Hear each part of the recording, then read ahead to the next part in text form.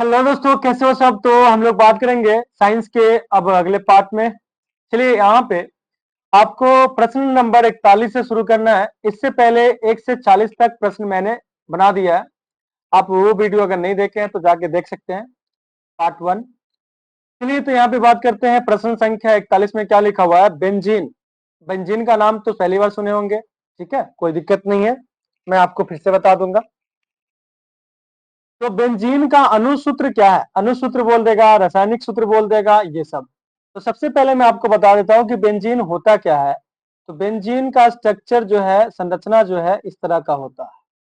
ठीक है, यहाँ पे कार्बन होता है, ये कार्बन है, ये कार्बन है, जितना भी अभी कोना बन रहा है ना, सब कार्बन है। तो अब कार्बन जो है तो वो तो हो ही गया। ध्यान से देखिएगा, अल्टरनेट कर करके, मतलब एक बंधन छोड़ छोड़ के डबल बंधन है। डबल बॉन्ड हो गया यानी द्विबंधन हो गया, फिर सिंगल, फिर द्विबंध, सिंगल, फिर द्विबंध, ऐसे करके।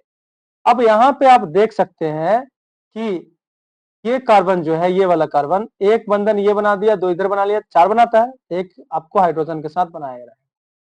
उसी तरह से यहाँ पे भी एक हाइड्रोजन के साथ बनाएगा, इधर भी बनाएगा, इधर भी बनाएगा, और इधर भी, इतना भी है सब में। अब आप काउंट कर सकते हैं चाहे तो, देखिए ध्यान से, यहां से काउंट कर लो, 1 2 3 4 5 6। तो कार्बन जो है वो 6 गो है। हाइड्रोजन हाइड्रोजन कितना है देख लो, 1 2 3 4 5 6। तो हाइड्रोजन भी आपका 6 गो है। तो ये जो आया, ये अणुसूत्र आया, ध्यान से देख लीजिएगा, ध्यान से। तो ऑप्शन नंबर कितना है देख लो, C6H6 जो होता है बेंजीन का अणुसूत्र होता है, या रासायनिक सूत्र बोला जाता है इसको। Okay done. तो कंप्यूटर जी को बोले ताला लगाने के लिए, कंप्यूटर जी पहले से ही ताला लगा के एकदम मस्त है। चलिए हम लोग आगे बात करते हैं। आगे 43 नंबर प्रश्न में क्या बोल रहा है। तो प्रश्न है कि हाइड्रोजन के दो परमाणु, ठीक है, परमाणुओं के बीच कौन सा आबंध होता है, यानी कौन सा बंधन होता है। हाइड्रोजन, देखो पहले तो अणु और परमाणु समझो। यहाँ पे ये जो तो है, इसको हम लोग बोलेंगे अणु। क्या बोलेंगे, अणु बोलेंगे। और यही इसी में क्या गो है, हाइड्रोजन है ना। तो ये हाइड्रोजन है और ये हाइड्रोजन है। ये परमाणु हुआ, ये क्या हुआ, परमाणु हुआ। और यहाँ पे ये भी जो है, ये भी परमाणु है। एक चीज को समझिएगा, अब ये परमाणु परमाणु आपस में जो जुड़े रहते हैं, एक बंधन से जुड़े रहते हैं। अब आपको यहाँ पे समझना है कि एक ही बंधन क्यों, क्योंकि हाइड्रोजन के पास अगर देखा जाए तो हाइड्रोजन का परमाणु संख्या कितना होता है, एक होता है। तो एक बंधन हाइड्रोजन के पास होता है, एक बंधन ये हाइड्रोजन, दोनों शेयर करके, साझा करके बनाता है। तो ये जो बना हुआ है, इसको बोलते हैं हम लोग सहसंयोजक बंधन। ठीक है, क्या बोलते हैं, सहसंयोजक बंधन। भाई बटैया वाला नहीं, साझा कर लेता है, पूरा लेके नहीं या पूरा दे के नहीं, ये बना। अब ये जो एक बंधन बना, भले इसमें दो गो इलेक्ट्रॉन है, बट बंधन तो एक है। इसको हम लोग बोलते हैं एक आबंध। क्या बोलते हैं, एक आबंध। तो ऑप्शन नंबर सी आपका सही जवाब है। समझ में आ गया, नहीं आया, नहीं आया, समझ में आ गया होगा। आप लोग बहुत तेज है, कहते हैं मैं बहुत तेज हूँ। चलो चलो चलो, अगला प्रश्न है 43 नंबर में। अब ये चूना लगाने वाला काम है ना।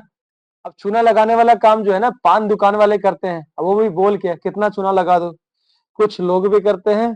अब ये अंडरस्टूड है, ठीक है, तुम लोग समझदार हो, समझ गए होगे कौन चूना लगाता है। देखो मैं लड़की का नाम नहीं बोल रहा हूँ, लड़की सब चूना लगाती है ना ऐसे कैसे करके फेस पे। हाँ तो वो चूना नहीं है, वो एक्चुअली हम लोग नहीं समझते हैं, हम लोग लड़का है, क्या समझेंगे। चलिए ठीक है, यहाँ पे देखेंगे, बात करते हैं कि लिखा हुआ है चूना जल। ओ माय गॉड, चूना जल का रासायनिक नाम क्या है। चूना जल का रासायनिक नाम क्या है। तो जल भी उसमें रहना चाहिए चूना के साथ। तो मैं आपको बता देता हूँ कुछ बात, ठीक है। CaO जो होता है, इसको कली चूना कहा जाता है, ठीक है। कली चूना जो कार्बेट होता है, आपके गांव में मिलता होगा, पहले हम लोग केला पकाने, आम पकाने के लिए इसका प्रयोग करते थे, ठीक है। तो कली चूना है, अगर इसमें तुम पानी मिला दो, H2O मिला दो, ठीक है, यानी जल मिला दिया जाए, तो ये बन जाएगा क्या, तो ये बन जाएगा चूना जल।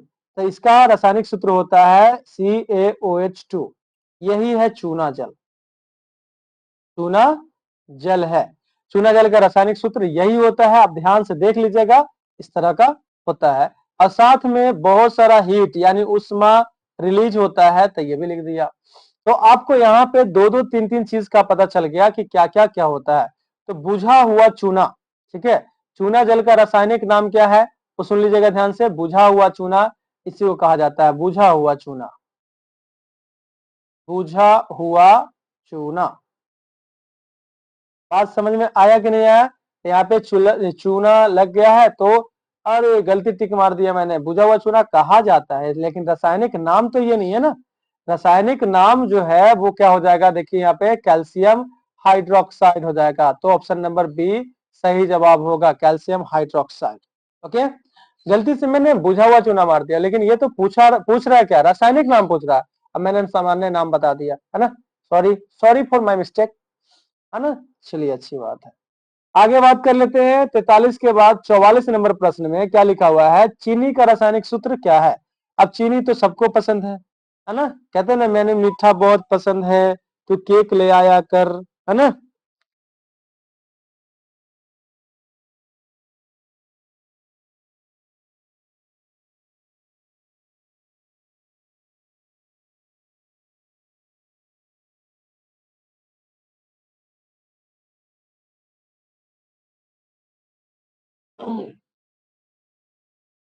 मैनू मीठा बहुत पसंद है, तू केक ले आया कर, केक नहीं लाओगे तो भाई मेला से लगेगा, नहीं लगता है। चलो आगे बात करते हैं, चीनी का रासायनिक सूत्र। भाई चीनी का रासायनिक सूत्र में ना याद करने के लिए मैं एक बात बता देता हूँ, ये तो डायरेक्ट याद करना पड़ता है, ठीक है। 12 रहेगा, 22 रहेगा, देखो लास्ट में दो है, और 22 का आधा 11 रहेगा, यानी टोटल जोड़ने पे तुमको 45 आना चाहिए, ठीक है, इस तरह का रहेगा। तो ध्यान में ये भी रखना होता है कि पहले 12 और लास्ट में दो है, तो यहाँ पे 22, उसके बाद 22 का आधा 11, यानी CHO लिख के, ठीक है, CHO लिख के इस तरह से कर सकते हैं आप। तो ऑप्शन नंबर सी आपका सही जवाब है, चीनी का रासायनिक सूत्र ये होता है। आगे चले, आगे चलता हूं मैं, चलते चलते कहीं रुक जाते हैं हम, नहीं रुकते हैं। चलिए आगे देखेंगे, 45 नंबर प्रश्न में निम्नलिखित, मतलब नीचे लिखा में, कौन सा कार्बनिक यौगिक सबसे अधिक अभिक्रियाशील है। अभिक्रियाशील मतलब ज्यादा क्रियाशील कौन है, ज्यादा कौन क्रिया करता है, उसके बारे में बात करते हैं। चलो आपको एक बात बता देता हूं, यहाँ पे ध्यान से देखिएगा, एल्केन है, एक होता है एल्केन, ठीक है, ये है, उसके बाद होता है एल्कीन, और उसके बाद होता है एल्काइन।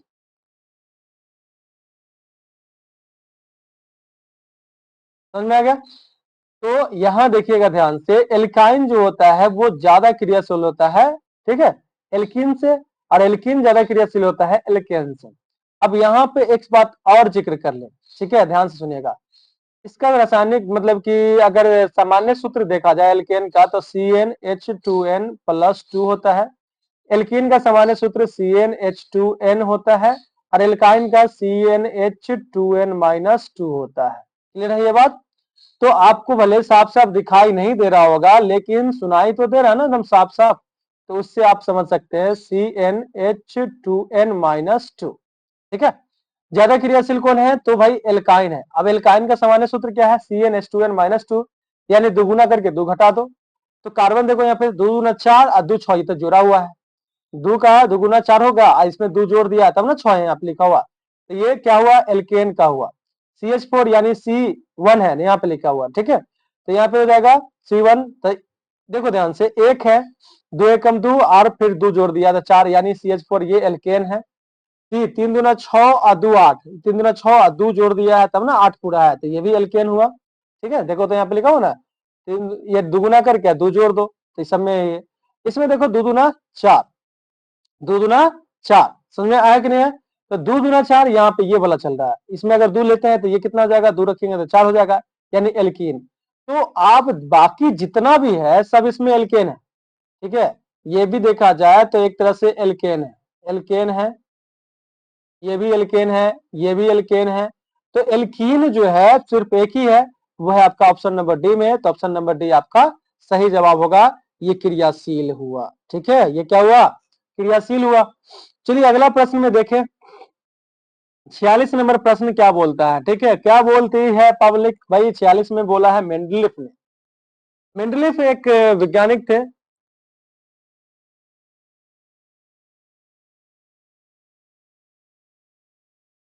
तो इनका कहना क्या है, मेंडलीफ ने अपने आवर्त सारणी, ठीक है, आवर्त सारणी यानी जो पीरियोडिक टेबल जिसको कहते हैं हम लोग, जिसमें हाइड्रोजन, ठीक है, हाइड्रोजन, ऑक्सीजन, नाइट्रोजन, ये सब का जो आवर्त है, तैयार करने के लिए कौन सा मापदंड अपनाया था? तो इन्होंने अपनाया था परमाणु द्रव्यमान को, ठीक है, कि परमाणु द्रव्यमान को बढ़ते क्रम में जो बढ़ रहा है तो उसको लिखे थे, तो परमाणु द्रव्यमान का मापदंड को अपनाए थे इन्होंने, ठीक है। तो आपका ऑप्शन नंबर बी जो हो जाएगा वो सही जवाब हो जाएगा, परमाणु द्रव्यमान। चलिए देखिएगा, परमाणु संख्या जनरली हम लोग याद करते हैं, ठीक है, वो परमाणु द्रव्यमान का बात हो रहा है। परमाणु द्रव्यमान समझते हो कि नहीं समझते हो? जैसे मान लीजिए ऑक्सीजन का परमाणु संख्या कितना है भाई? 8 है, ठीक है, ऑक्सीजन का परमाणु संख्या 8 है, तो ये यहाँ पे जो ऊपर लिखा रहता है ना, ये परमाणु द्रव्यमान है, ये परमाणु द्रव्यमान है, ठीक है। और नीचे जो लिखा रहता है वो परमाणु संख्या है। आप लोग कभी कभी गौर किए होंगे तो देखे होंगे इस तरह का होता है। चलिए देखिए, तो ऑप्शन नंबर आपका बी सही जवाब था, मिल गया है। तो जिसका मुझे था इंतजार वो घड़ी आ गई है, आ गई है, आ चुका है पहले से भी। चलिए अब हम लोग बात करेंगे 47 नंबर प्रश्न में कि क्या बोल रहा है। 47 नंबर प्रश्न में क्या बोलता है, सो देखिएगा ध्यान से। निम्नलिखित में कौन सा क्षार धातु नहीं है? सॉरी, मैंने क्वेश्चन थोड़ा सा अजीब तरीके से पढ़ दिया, ठीक है, क्वेश्चन पढ़ा हुआ सही है बट अजीब तरीके से पढ़ा मैंने।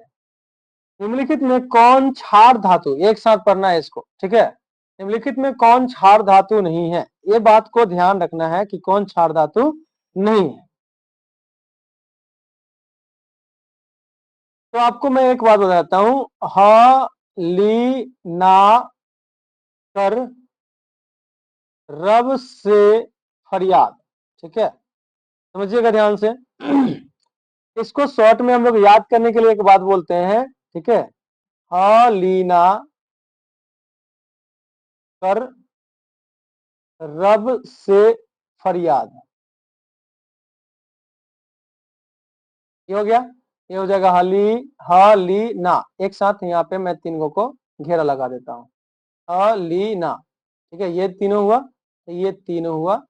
उसके बाद कर रब से, ठीक है, फरियाद। बात समझ में आया कि नहीं है? तो आपको याद रखने के लिए आप ध्यान में रख सकते हैं इस तरह का, इसको कहा जाता है, इसको कहा जाता है क्षार धातुएं। ये जितना भी है, ये जितना भी है वो सब क्या है भाई? क्षार धातुएं हैं। अब आप देख सकते हैं यहाँ पे क्षार धातु, ठीक है, ये जितना भी है वो क्षार धातु है। अब इसमें तुम चयन करो, मैग्नीशियम, भाई इसमें है मैग्नीशियम? नहीं, तो मैग्नीशियम ही है जो आपका क्षार धातु नहीं है। बाकी आप सोडियम है, रुबिडियम है, देखो रुबिडियम है ना, ये रुबिडियम है। उसका लिथियम, लिथियम देखो यहाँ पे है ना, लिथियम है, सोडियम है। तो बाकी तीन को जो ऑप्शन है वो तो है, यानी क्षार धातु है ये। आप पूछ रहे हैं आपसे क्षार धातु नहीं है, यानी ऑप्शन नंबर ए आपका सही जवाब है। क्लियर है ये बात? ठीक है, पीरियोडिक टेबल में यानी आवर्त सारणी में ये बात है लिखा हुआ।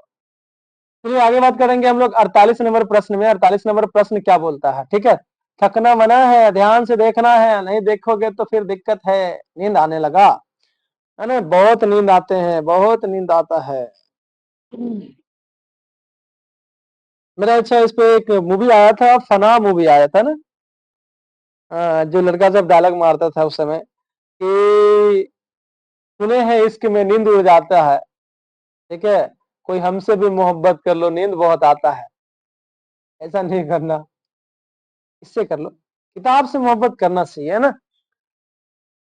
चलिए देखिए, लिखा हुआ है यहाँ पे कि निम्नलिखित में कौन हैलोजन समूह का सदस्य है?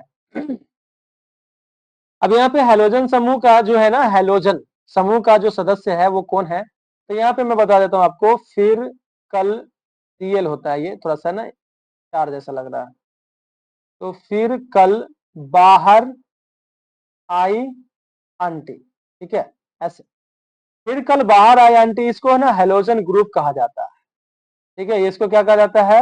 हैलोजन ग्रुप कहा जाता है, हैलोजन समूह कहा जाता है, हैलोजन समूह। इसको याद रखने के लिए हम लोग बोलते हैं फिर, ठीक है, सीएल से कल, बाहर आई आंटी, ठीक है, फिर कल बाहर देखो यहाँ पे। अब आपको यहाँ पे एक चीज बता देता हूँ, ध्यान से सुनना। फिर कल बाहर आई आंटी, अलग अलग है पूरा। तो ये हेलोजन ग्रुप है। आप देख लीजिए यहाँ पे बेरियम लिखा हुआ है। निम्नलिखित में कौन हेलोजन समूह का सदस्य पूछ रहा है? बेरियम तो नहीं है इसमें, देखो ढूंढो, नहीं है। ये देखो, मैं इसका नाम भी बता देता हूँ, इसका फ्लोरीन होता है। फ्लोरीन नहीं, फ्लोरीन बोल देता हूँ बस, क्योंकि टाइम लगेगा ज्यादा। तो फ्लोरीन है, ये क्लोरीन है, ये ब्रोमीन है, ये आयोडीन है, ये एंटीमनी है। ठीक है, समझ में आ रहा है कि नहीं? तो देखो, बेरियम, बेरियम नहीं है उसमें। बोरोन, बोरोन नहीं है इसमें। ब्रोमीन, ब्रोमीन है। ये देख लो, ब्रोमीन यहाँ पे ये जो लिखा हुआ है ना, ये ब्रोमीन है, ब्रोमीन है। समझ में आ रहा है? आरसी कार से होगा, चलो ठीक है, कोई दिक्कत नहीं। तो ऑप्शन नंबर सी आपका सही जवाब होगा। ठीक है, ऑप्शन नंबर सी आपका सही जवाब हो गया। 43 नंबर प्रश्न सही हो गया। कंप्यूटर जी को बोले ताला लगाने के लिए, कंप्यूटर जी ताला लगा दीजिए।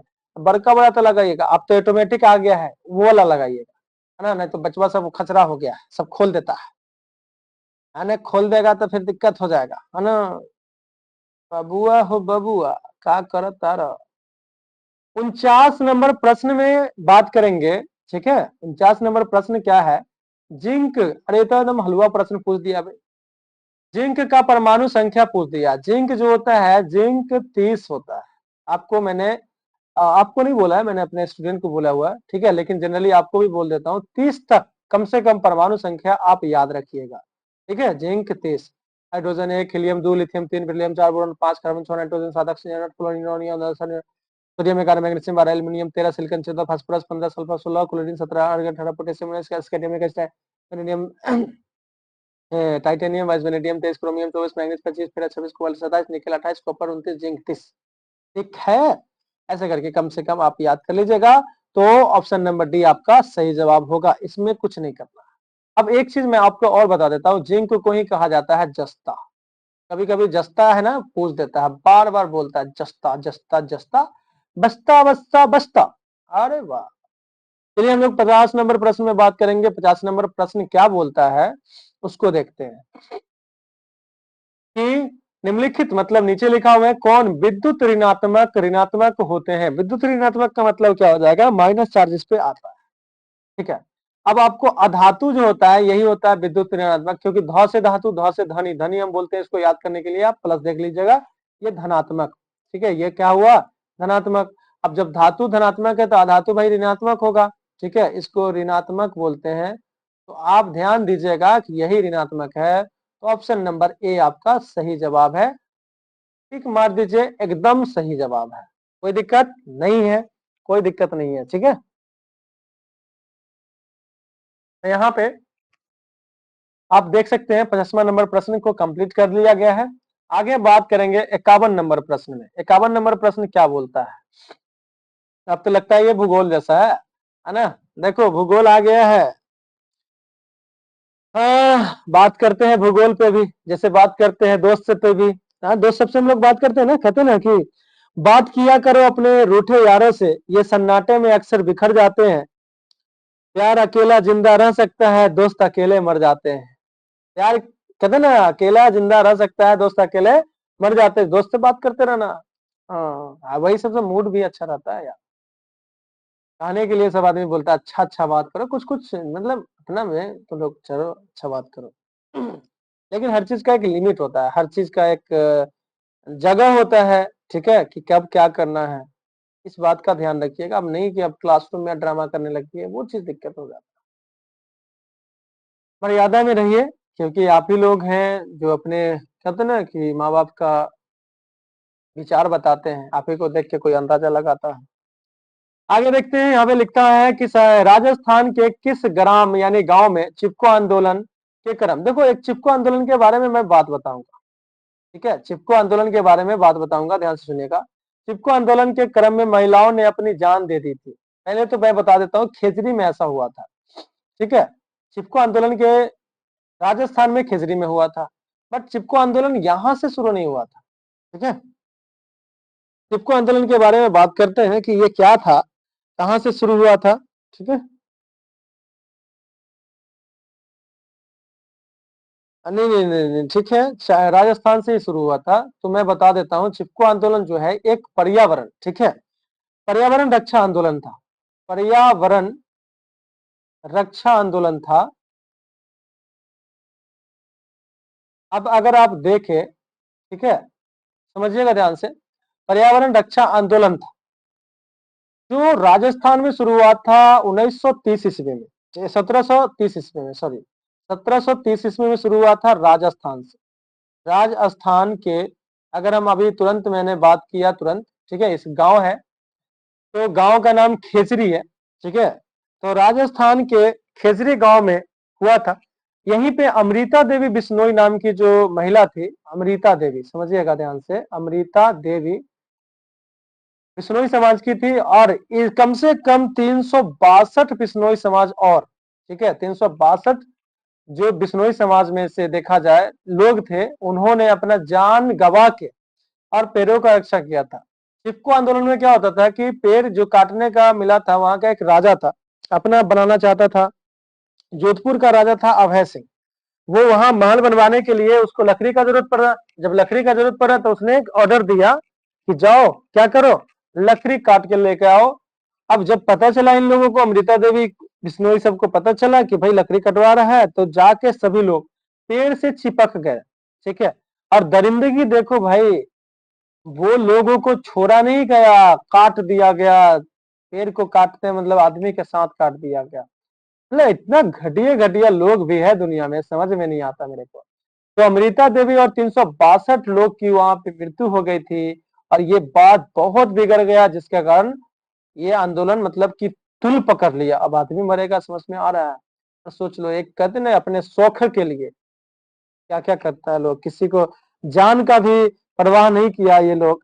और इन्होंने लोग, मतलब इन लोगों ने बहुत अच्छा काम किया था बचाने का। इनको क्या पता था कि मार ही देगा वो, ठीक है। ठीक है, देखिएगा यहाँ पे बात करते हैं। इसके बाद ये हो गया था, फिर चिपको आंदोलन चला गया उत्तराखंड में। उत्तराखंड में इसका नेतृत्व किए थे सुंदरलाल बहुगुणा, ठीक है, ये बात ध्यान रखिएगा। तो पहले राजस्थान में शुरू हुआ 1730 ईस्वी में, ठीक है, अमृता देवी और क्योंकि ऑप्शन में आपका आता है कहीं पे मैंने पढ़ा है, तो सुंदरलाल बहुगुणा ने नेतृत्व किया था, ऐसा लिखा हुआ है, ठीक है। तो एक चीज का ध्यान रखिएगा, ये राजस्थान में, और वो है उत्तराखंड का, ठीक है। चिपको आंदोलन तो पहले यहीं से शुरू हुआ।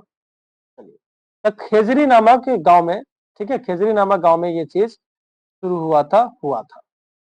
चलिए आगे बात करेंगे हम लोग, ध्यान से सुनिएगा। 52 नंबर प्रश्न में,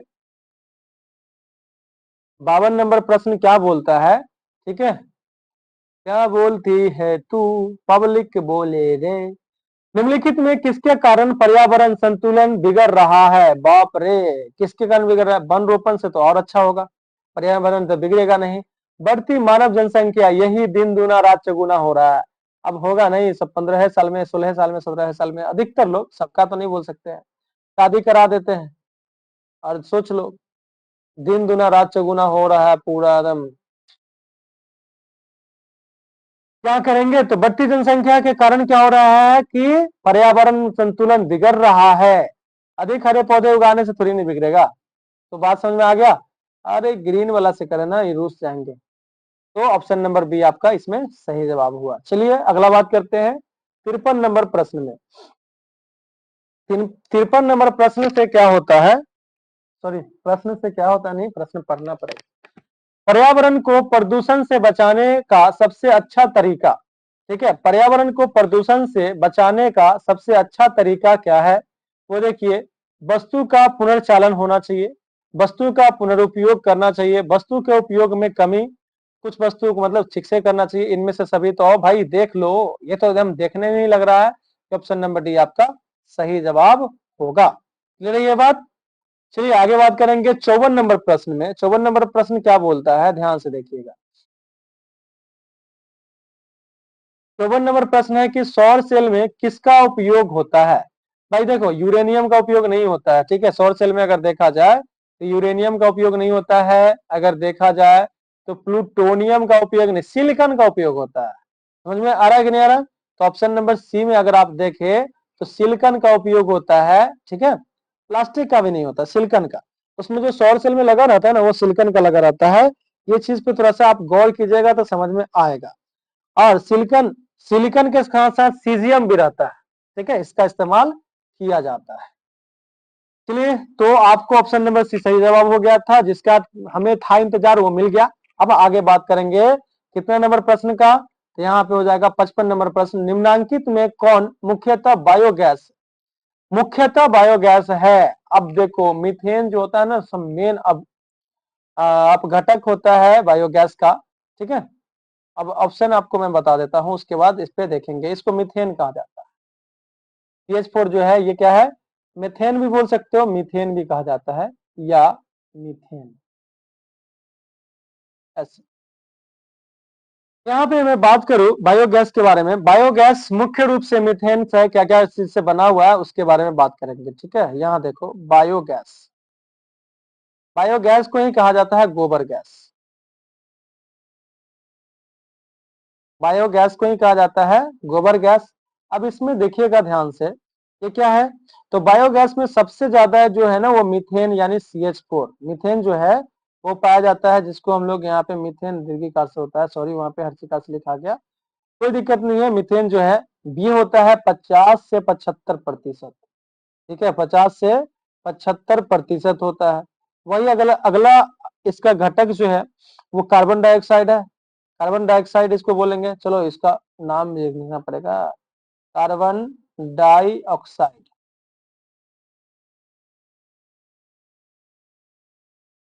तो कार्बन डाइऑक्साइड जो है अगर इस पे बात करें तो ये करीब करीब होता है 25 से 50%, 25 से 50% ये होता है। N2 यानी नाइट्रोजन हुआ, ठीक है, नाइट्रोजन भी रहता है बायोगैस में, ये बहुत कम मात्रा में रहता है, अगर देखा जाए तो 0 से 10% रहता है, 0 से 10%। वही अगर हम अगला एक और अपघटक है जो हाइड्रोजन है, इसके बारे में, ये हाइड्रोजन है, हाइड्रोजन जो है वो 0 से 1% रहता है, 0 से 1% रहता है।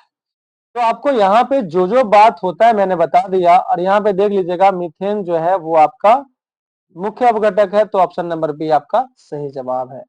आगे चले 56 नंबर प्रश्न में, ठीक है। यहाँ देखिएगा 56 नंबर प्रश्न में क्या बोल रहा है कि मनुष्य के दांत की सबसे ऊपरी परत होती क्या है। देखो, मनुष्य का दांत जो है वो कैसा होता है, ऊपरी परत के बारे में बात करेंगे। ये चलो सतह मान लीजिए, और यहाँ से ऊपर ये दांत मान लीजिए, ठीक है, ये है दांत। नीचे में मसूड़ा में ये ऐसे करके घुसा रहता है, ऐसे जड़ जैसा रहता है दांत का, थोड़ा सा टेढ़ा जैसा हो गया,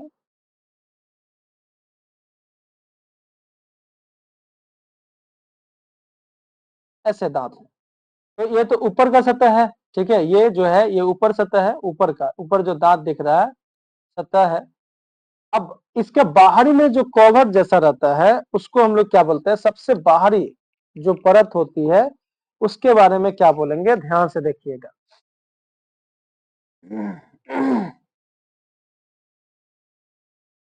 सबसे ऊपरी सतह जो होता है उसको हम लोग बोलेंगे यहाँ पे इनामेल, ठीक है, सबसे ऊपर बाहरी, सबसे बाहर का परत हो जाएगा। सो बात समझ में आ रहा है कि नहीं आ रहा,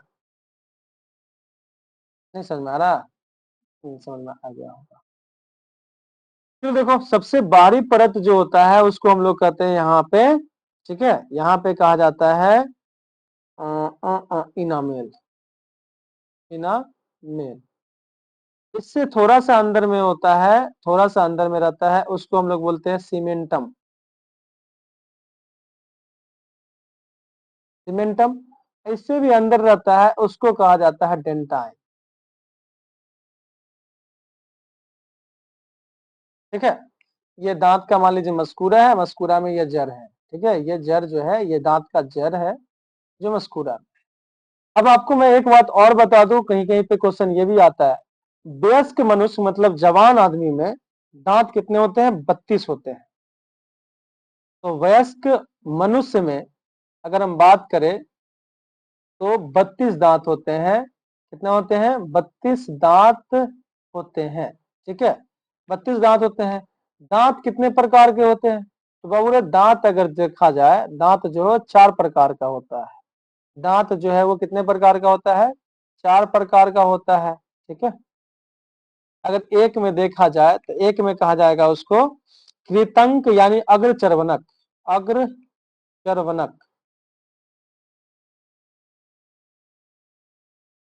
अग्रचर्वनक हो जाएगा।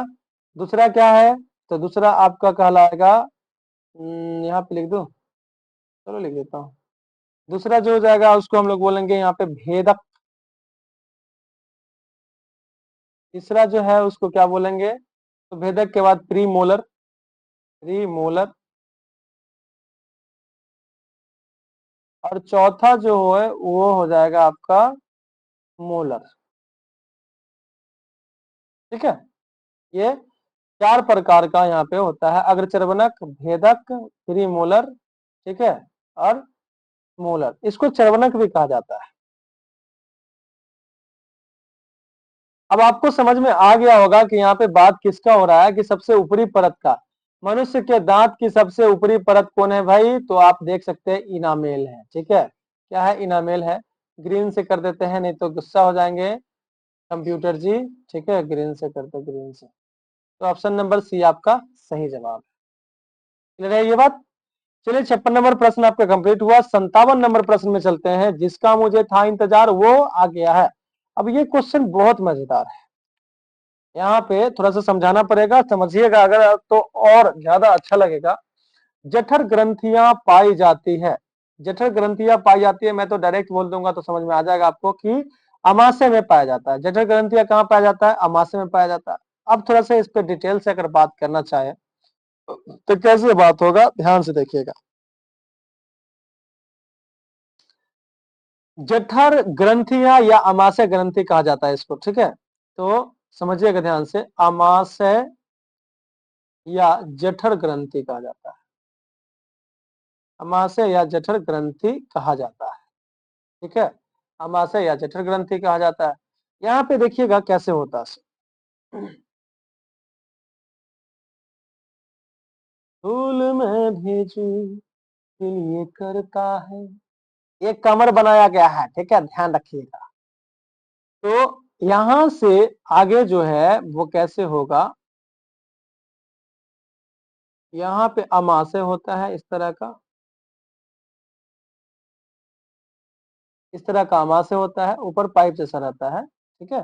बस मैं ठीक कर देता हूँ। कहा जाता है कि बायां भाग में, ठीक है, बायां भाग में पाइप जैसा आया ना, ऐसे ऐसे ऐसे ऐसे,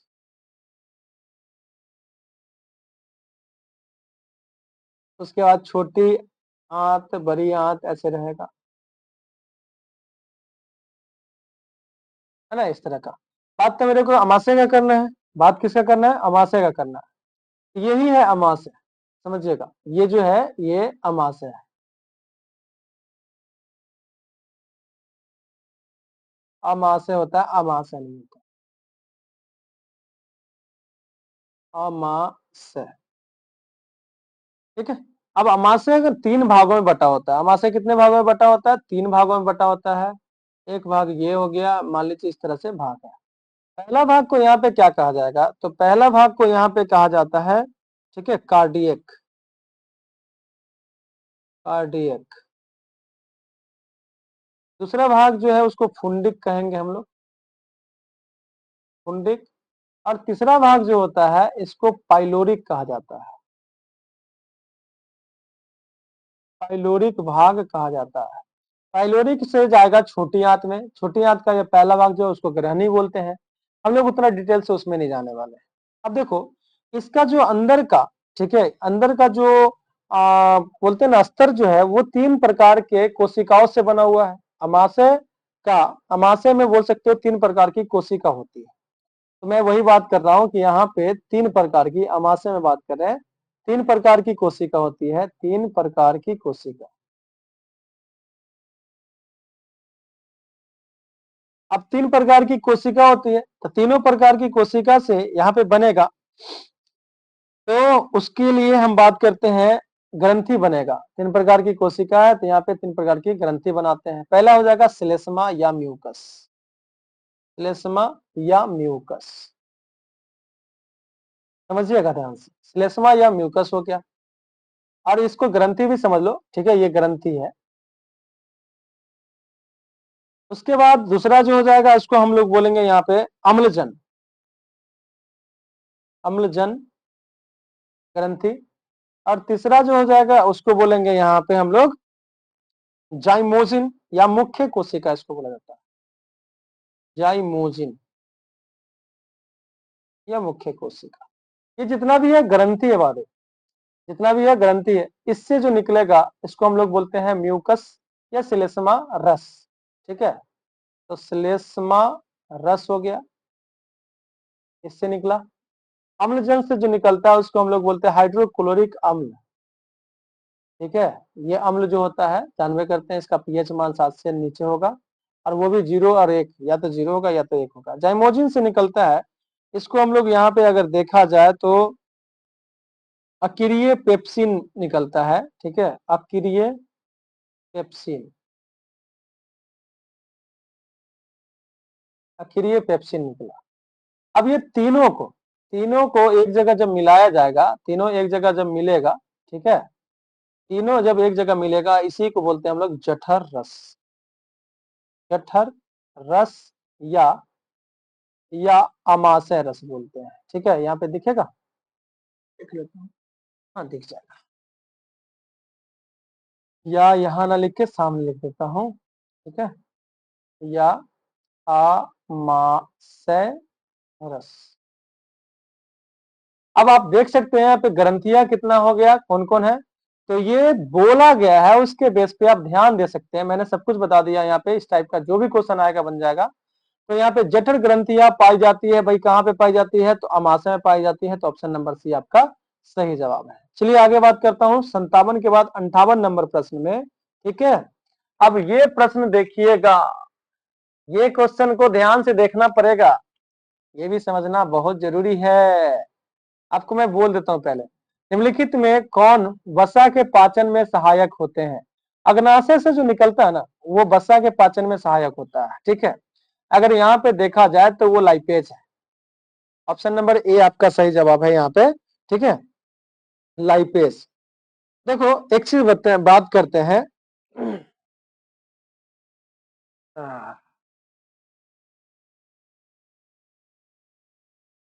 मैंने ना यहाँ पे एक बात करना है, ठीक है। मैनू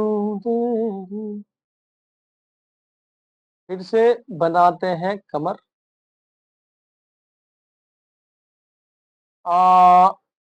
इधर जो होता है ना वो अमाशय होता है, दाहिने तरफ जो होता है वो मतलब कि बाएं तरफ अमाशय होता है। इधर जो होता है ना, इसको हम लोग बोलते हैं यकृत, लीवर जो होता है, लीवर,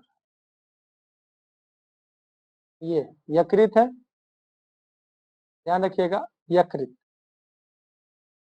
इसी को इंग्लिश में कहा जाता है लीवर। इंग्लिश में क्या कहा जाता है, लीवर कहा जाता है। समझ कहता है लीवर बढ़ गया है, लीवर फैट बढ़ गया है, इस तरह का बात करता है। और मैं आपको एक बात और बता दूं, ठीक है, ध्यान से देखिएगा, कि जो यहाँ पे मैंने बताया था अभी तुरंत अमाशय के बारे में, ठीक है, वो दूसरा कलर से ले लेता हूँ, ब्लू से ले लेता हूँ।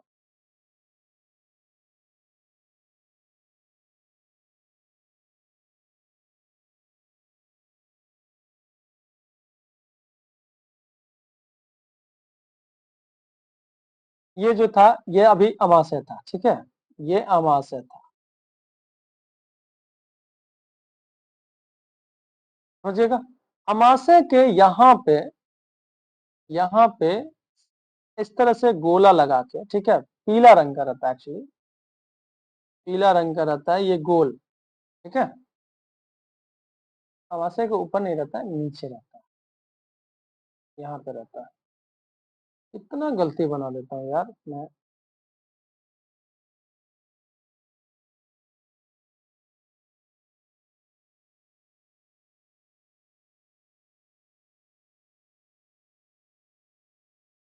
ठीक है, यहाँ पे पीले कलर का ना, ये ग्रहणी के पास, देखिए पाइलोरिक जो भाग है, ग्रहणी का भाग है, यहाँ पे पीले कलर का, ये जो है ना, इसको हम लोग बोलते हैं अग्न्याशय, अग्न्याशय, ठीक है।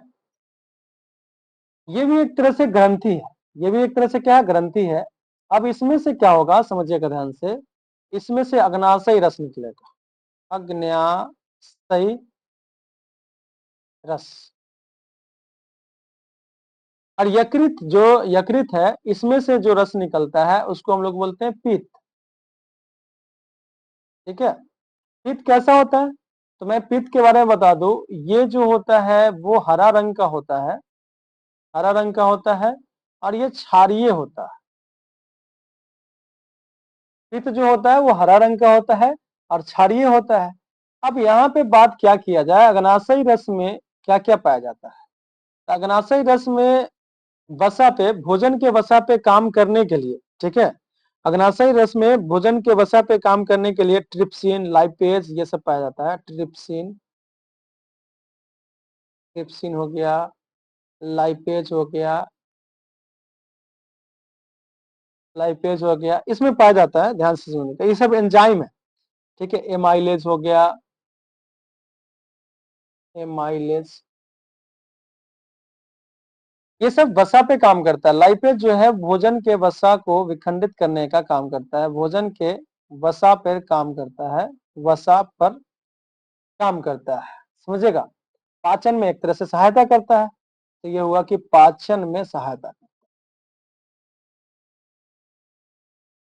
पाचन में सहायता करता है। मैंने जो भी बात है यहाँ पे बता दिया, ठीक है। ये जो पित्त है ना, इसका भी कार्य होता है, बट अभी उतना दूर तक हमको जाना नहीं है, जो चीज आपको बताना था मैंने बता दिया है। अब यकृत जो है, एक चीज क्वेश्चन इस पे भी आ जाता है, वो मैं बोल देता हूँ, ध्यान से सुनिएगा। लीवर जो बोलता है ना, जनरली आदमी नहीं बोल देता डेढ़ लीवर के हईते हमरा मारने आया है। डेढ़ लीवर इसलिए बोल देता है क्योंकि 1.5 kg का लीवर होता है सामान्य मनुष्यों में, ठीक है। और सबसे बड़ी ग्रंथि यकृत को ही कहा जाता है, सबसे बड़ी ग्रंथि, सबसे बड़ी ग्रंथि मानव शरीर में सबसे बड़ी ग्रंथि जो है वो क्या है, यकृत है। ठीक है, यकृत में क्या चीज का निर्माण होता है, पित्त का निर्माण होता है। और पित्त जो है वो हरा रंग का होता है, क्षारीय होता है, जिसका पीएच मान कितना, 7 से अधिक। ठीक है, पीएच मान क्या हो जाएगा, 7 से अधिक हो जाएगा। एक चीज क्लियर हो रहा है कि नहीं हो रहा है, सो बता दीजिए। क्लियर हो रहा है सर, अच्छी बात है। तो लाइपेज आप देख लीजिए, यहाँ पे लाइपेज जो है आपका ऑप्शन है कि लाइपेज ही वसा के पाचन में सहायक होता है। चलिए अगला प्रश्न के बारे में यहाँ पे बात कर लूंगा मैं, 59 नंबर में। देखो पित्त के बारे में बात की है तुरंत, और पित्त आ ही गया। यहाँ पे क्या लिखा हुआ है कि पित्त रस, ठीक है, पित्त रस का रंग होता है। अभी तुरंत मैंने बताया कि पित्त रस का रंग जो होता है वो हरा होता है, और पित्त कैसा होता है, क्षारीय होता है। ठीक है, पित्त कैसा होता है, क्षारीय होता है। तो ये बात आपको बता दिया गया, पहले भी समझाया हुआ है, तो ये क्लियर हो गया है। तो ऑप्शन नंबर बी आपका सही जवाब है। कंप्यूटर जी को बोलते हैं ताला लगा दीजिए, कंप्यूटर जी ताला लगा चुके हैं, और वो भी कौन सा ताला लगा है, तो भाई क्या बोलते हैं ना, इलेक्ट्रॉनिक, इलेक्ट्रॉनिक ताला लगा दिया है। पौधों में श्वसन होता है, पौधों में श्वसन होता है, तना से भी होता है, पत्तियों से भी होता है, जड़ से भी होता है, मतलब इनमें से सभी हो जाएगा। तो ऑप्शन नंबर आपका इनमें से सभी, ठीक है। भाई ये कहीं से नहीं छोड़ता है ना, मौका छोड़ेगा नहीं, पौधा है ना, मौका छोड़ेगा कहीं से भी, भाई टाल लेना है, टाल लो। अगला प्रश्न है 61 नंबर प्रश्न, उसमें बात करते हैं, यहाँ पे ध्यान से देखिएगा। 61 नंबर प्रश्न क्या बोलता है कि भाई हरे पौधे रात्रि में किस गैस का निष्कासन करते हैं। अब मैं बचपन में थोड़ा सा, जब मैं छोटा बच्चा था तो सुपरमैन पे मरता था, अब जो बड़ा हो गया तो ये पढ़ता हूं। चलो देखो यहाँ ध्यान से, रियल में क्या होता था कि बच्चा में हम लोग को ये बताया जाता था कि पेड़ जो है वो ऑक्सीजन देता है, ठीक है, और कार्बन डाइऑक्साइड लेता है। लेकिन ये अल्टीमेटली होता है ऐसा बात, जैसे जैसे मान लीजिए कि हम लोग भी सांस लेते हैं, ठीक है, पेड़ पौधा भी सांस लेता है, तो हम लोग भी सांस लेते हैं, पेड़ पौधा भी सांस लेता है। तो आप ध्यान दीजिएगा, चलो एक पत्ता मैंने बना दिया, ये नहीं समझना कि एक पत्ता वाला पेड़ है ना, ऐसा नहीं गड़बड़ करने का।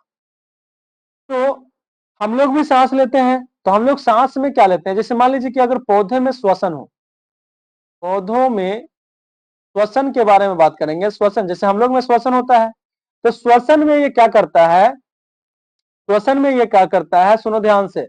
जैसे हम लोग ऑक्सीजन लेते हैं ना, ये भी ऑक्सीजन लेता है और ये कार्बन डाइऑक्साइड छोड़ता है।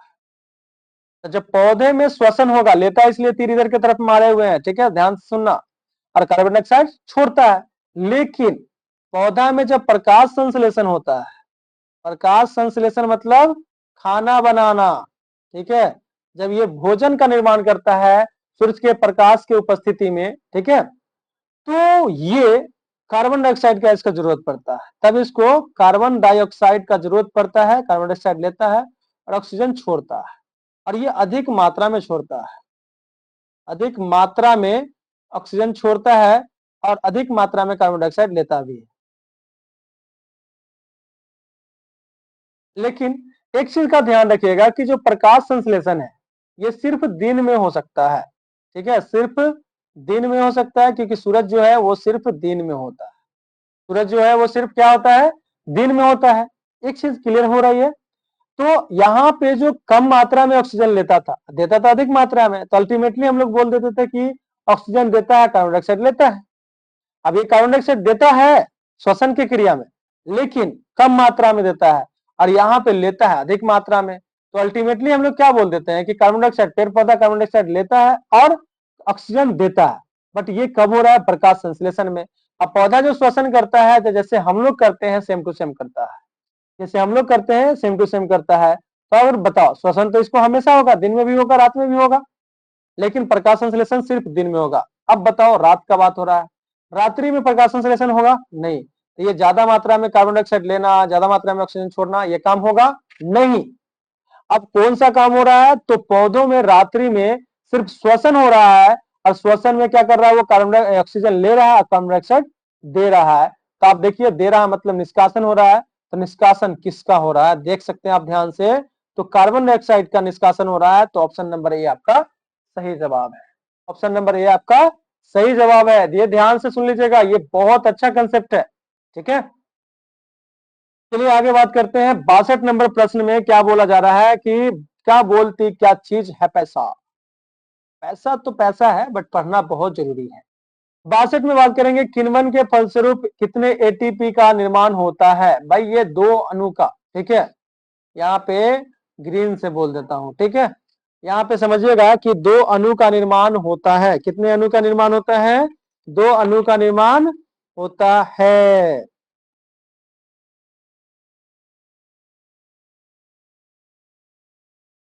किण्वन जब होता है, सुन लो ध्यान से, मैं बोल भी देता हूं, क्लियर हो जाएगा।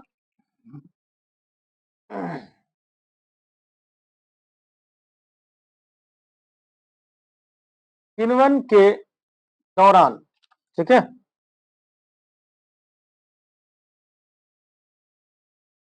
किण्वन के दौरान क्या क्या होगा, दौरान क्या क्या होगा वो देखना है, बहुत जरूरी है।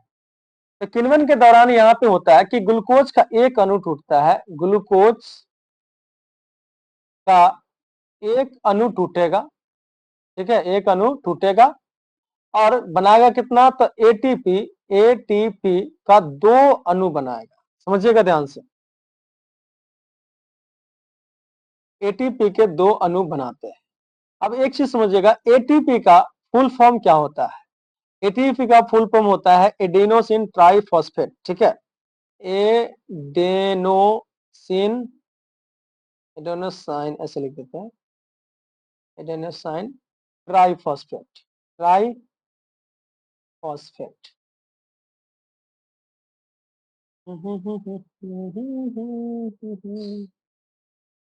ट्राइफॉस्फेट। अगर एटीपी का फुल फॉर्म कोई पूछे तो आप इस तरह से बोल सकते हैं, समझ सकते हैं, जान सकते हैं। तो ऑप्शन नंबर आपका ये सही जवाब है, यानी एटीपी का दो अणु का निर्माण होता है किण्वन के दौरान। तो जिसका हमें था इंतजार, वो घड़ी आ गई है, पूरा कंप्लीट हो गया है। कहां से कंप्लीट हुआ, अभी तो क्वेश्चन बाकी है, अभी तो पार्टी बाकी है, अभी तो क्वेश्चन बाकी है, ये बस झांकी है, पूरा देख लो। अब यहाँ पे आ गया डायस्टोलिक, दिल का धड़कना तुम्ही ने सिखाया। ऐसा जो गाना गाते हैं ना, उनको क्या करें ना, कान पे एक बजा दो, उनको सारे तारे दिन में नजर आने लगेंगे। दिल का धड़कना तुम्ही ने सिखाया, पहले से नहीं धड़कता था, धड़कता था। अब ये बात क्यों कर रहा हूं मैं, बताओ। तो यहाँ पे डायस्टोलिक का बात आ रहा है, इसलिए बात कर रहा हूं, समझिएगा ध्यान से। दिल जो है, जिसको हृदय बोलते हैं हम लोग साइंस में। अब बच्चा वो जब धड़केगा ना, ठीक है, फुक, फुक, फुक, फुक, ऐसा करता है, तो ब्लड को यानी रक्त को, ठीक है, स्रावित करवाता है, टानता भी है, स्रावित भी कराता है। तो वहां पे जो पाइप है, नस है, ठीक है, जो वाहिनियां है, उसमें प्रेशर बनता है। प्रेशर मतलब दाब बनता है, रक्त दाब उसी को कहा जाता है। मैं इस पे बात करूंगा, और कितना दाब होना चाहिए वो भी ध्यान रखिएगा, ठीक है, कितना दाब होना चाहिए वो भी बात करेंगे। पहले रक्त दाब के बारे में बात कर लेते हैं कि रक्त दाब क्या है। रक्त दाब क्या है समझिएगा। यहाँ पे देखें कि रक्त के प्रवाह के कारण, रक्त के प्रवाह, प्रवाह मतलब बहना, ठीक है, के कारण क्या होता है, वाहिनियों में, ठीक है, वाहिनियों में, कुछ रक्त वाहिनियों में के भित्ति पर दाब पड़ता है, ठीक है, रक्त वाहिनियों, रक्त वाहिनियों के भित्ति पर जो दाब पड़ता है, उसी दाब को हम लोग कहते हैं रक्त दाब। उसी दाब को क्या कहते हैं, रक्त दाब कहते हैं। अब सामान्य रक्त दाब जो होता है वो सामान्य मनुष्य में, सामान्य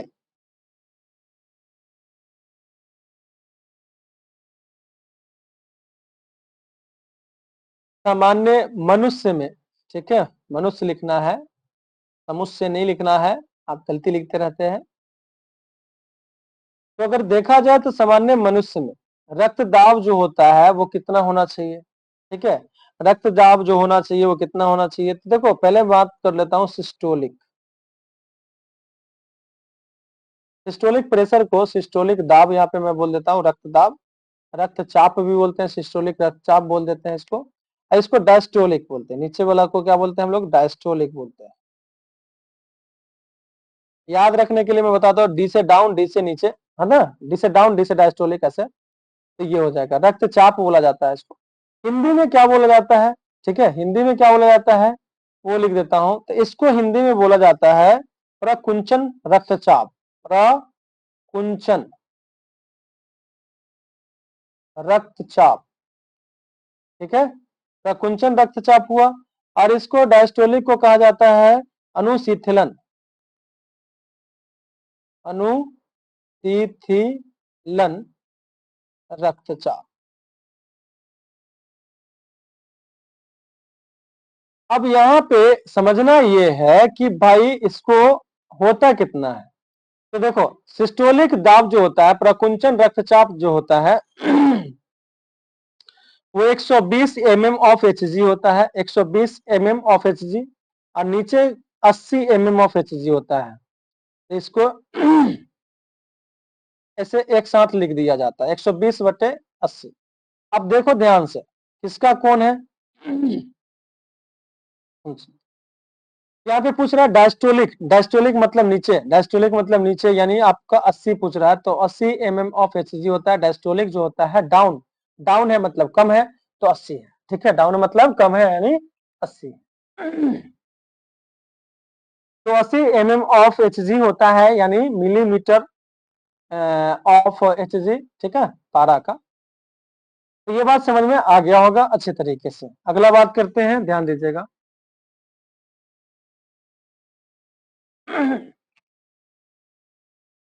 तो देखेंगे 64 नंबर प्रश्न में,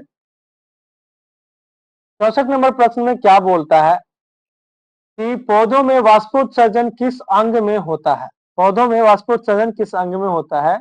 चलिए मैं आपके इसके लिए पौधा बना देता हूँ, ठीक है, यहाँ पे जड़ बना दिया गया, यहाँ पे मैंने ऐसे करके बना दिया हर जगह पत्ता है, ठीक है, यहाँ पे भी पत्ता है, हाँ, हर जगह पत्ता है, समझिएगा। कभी कभी क्या होता है ना कि जो हम लोग वर्षा से पानी पटा देते हैं, वर्षा के कारण में पानी पड़ता है, या कभी कभी डायरेक्ट भी हम लोग पटा देते हैं। अब कोई कोई लड़का खचरा भी होता है, तो ये जो पानी पटा दिया गया जल, तो यहाँ पे जाइलम द्वारा, जाइलम जो होता है ना, जल के खनिज के ऊपर ले जाने के लिए क्या होता है, जिम्मेवार होता है। जौ से जाइलम, जौ से जल, तो ऊपर ले जाता है, अब पत्ता में पहुंच जाता है।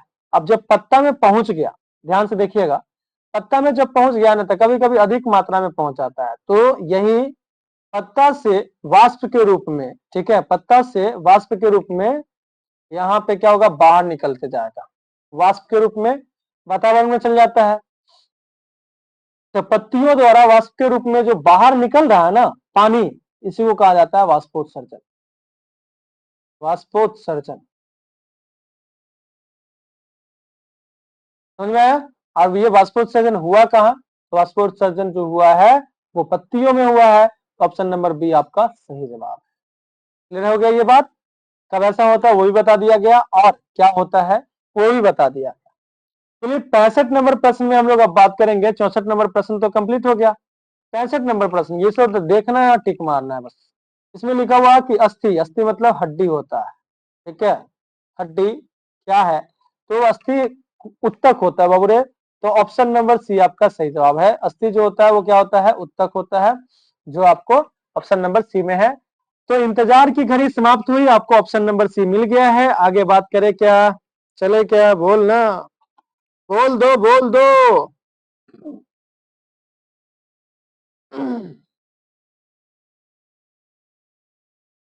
अच्छा, एक शायरी आया है कि ये फिल्मों में ही सच्चे प्यार मिल जाते हैं आखिरी में, पर सचमुच में ऐसा कुछ नहीं होता। मेरी कुर्बत ने मेरी दुनिया छीन ली हाफी, मेरी माँ तो बोलती थी कि पैसा कुछ नहीं होता।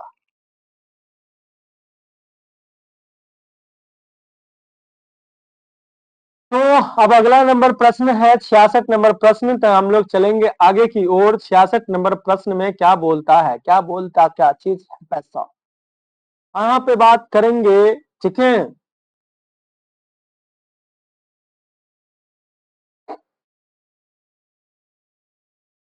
पादप समझते हो? पादप बोल रहा हूं मैं, ध्यान रखना, ठीक है, दूसरा चीज नहीं सुनना, तो लोग कुछ कुछ सुन लेते हो। पादप मतलब होता है पेड़ पौधा। पादप में अपशिष्ट संचित रहते हैं। अपशिष्ट मतलब होता है खराब पदार्थ, ठीक है। अपशिष्ट मतलब क्या होता है, खराब पदार्थ होता है। अब ये खराब पदार्थ कौन कौन हो सकता है, ठीक है, तो मैं बता देता हूं। तने के छाल जो होते हैं वो खराब पदार्थ है, तने के छाल, ठीक है, ये हो जाएगा। सूखे हुए पत्ते, सूखे हुए पत्ते, ये हो जाएगा। गोंद हो जाएगा, ये सब ना रेजिन हो जाएगा। ये सब देखा जाए तो अपशिष्ट है, ये सब देखा जाए तो अपशिष्ट है। और ऑक्सीजन भी होता है, कुछ कुछ ऑक्सीजन भी सब रहता है, तो ऑक्सीजन हुआ। पादप में देखा जाए तो तीन प्रकार के, ठीक है, पादप में देखा जाए, पादप में देखा जाए तो तीन प्रकार के अपशिष्ट पदार्थ होते हैं, ठीक है, तीन प्रकार के अपशिष्ट पदार्थ होते हैं।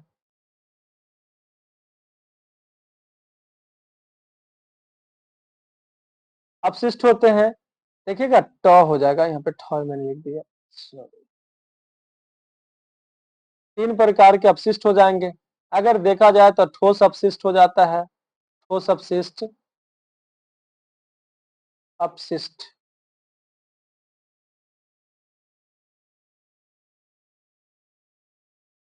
उसके बाद द्रव्य अपशिष्ट हो जाएगा, द्रव अपशिष्ट हो जाएगा। और इसके बाद अगर देखा जाए तो गैस अपशिष्ट भी हो जाता है। यहाँ पे ये चीज को समझना है। ठोस अपशिष्ट यानी तने के छाल, सूखे हुए पत्ते, ये सब हो जाएगा। द्रव अपशिष्ट में हो जाएगा आपका, तो यहाँ पे आपको मैंने बता दिया पहले ही, ठीक है। अब द्रव अपशिष्ट में क्या हो जाएगा, गोंद हो जाएगा, रेजिन हो जाएगा, गैस अपशिष्ट में ऑक्सीजन हो जाएगा।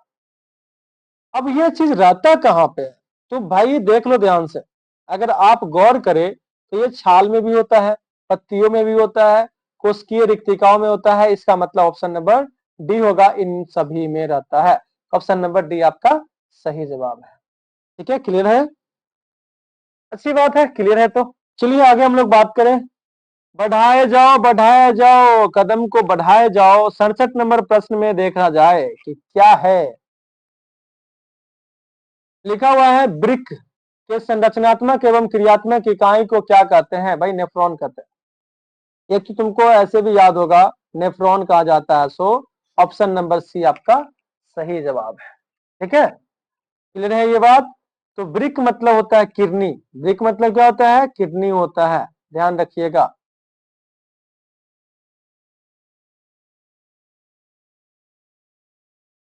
किडनी, कहते हैं ना कि किडनी, दारू ज्यादा पीने से किडनी खराब हो जाएगा, ये सब बात जो बोला जाता है वो नेफ्रॉन का बना होता है, ठीक है। नेफ्रॉन ही उसका संरचनात्मक एवं क्रियात्मक क्या है? इकाई है। संरचनात्मक एवं क्रियात्मक क्या है?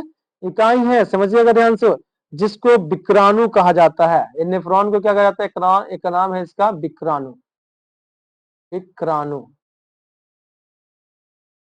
क्लियर हो गया ये बात?